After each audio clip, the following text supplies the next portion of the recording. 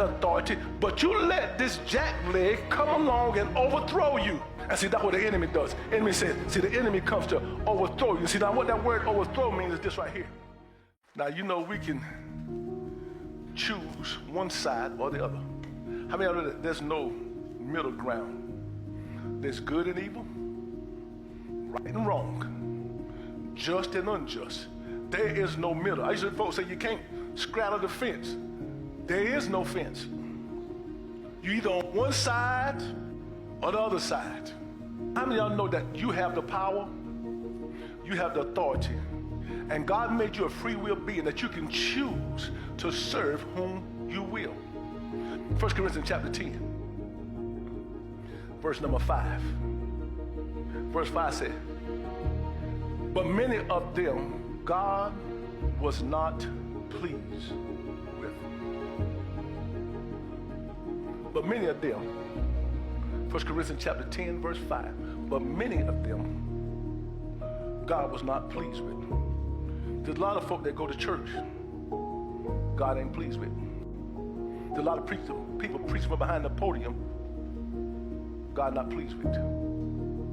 Ask yourself, say, self, am I living a life that is pleasing and acceptable unto God? But the Bible tells us this, no man knows the day nor the hour when the Son of Man shall return. We don't know how long we got to walk this journey. We don't know how far we got to go on this journey. But we do know this right here, and all of us have experienced this right here. One day, I got to leave this place. God said in Hebrews 9:27, it's appointed unto man. You got time to get ready. I got time now. I know it's coming, so I got time to prepare myself before the day arrives. Don't spend your life going to church, sitting on the choir usher on the usher board, and not make sure that God is pleased with your living in the wilderness. He wasn't pleased with them because, see, you got the power, you got the authority, but you let this jackleg come along and overthrow you. And see, that's what the enemy does. Enemy says, see, the enemy comes to overthrow you. See, now what that word overthrow means is this right here. To bring to an end. You're following God, but the enemy want to bring it to an end. Don't be overthrown by your enemy on your journey. Don't be overthrown by your enemy. Don't let him come and deceive you and to trick you and to overthrow you on your journey. Because you're going to a place where the devil can't go no more.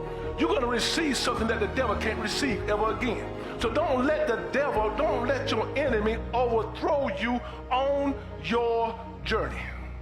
The enemy comes to try to overthrow Jesus, try to get Jesus to go beyond what God has set for him. You remember when he took him in the wilderness? He took him upon a pinnacle. He said, look at all this right here. But he said, if you fall down and worship me, I give you all this that you see.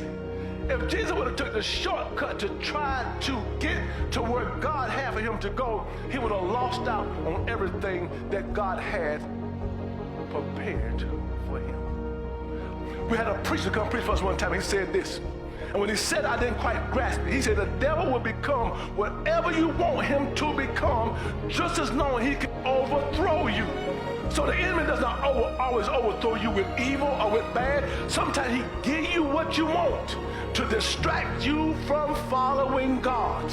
But note this, if I trust God, if I stay with God, I can get back everything the enemy stole from me.